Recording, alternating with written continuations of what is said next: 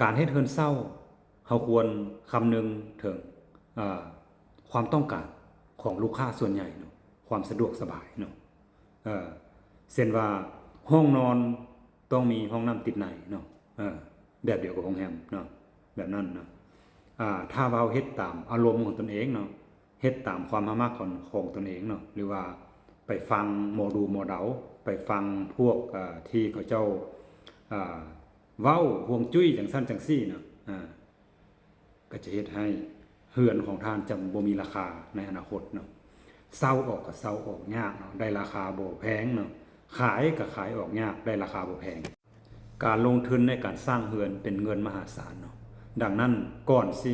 สร้างเฮาควรปรึกษากับผู้ออกแบบเนาะผู้ออกแบบยังบ่ตัดสินใจเรื่องราคาบ้านเนาะแล้วก็พนักงานการตลาดอสังหาแล้วก็นายหน้าอสังหาเนาะแล้วก็ความต้องการของลูกค้าควรศึกษาให้ละเอียดก่อนเนาะแล้วจึงสร้างมันเพื่อตรงกับใจของผู้มาเช่าหรือว่าใจของผู้ขาย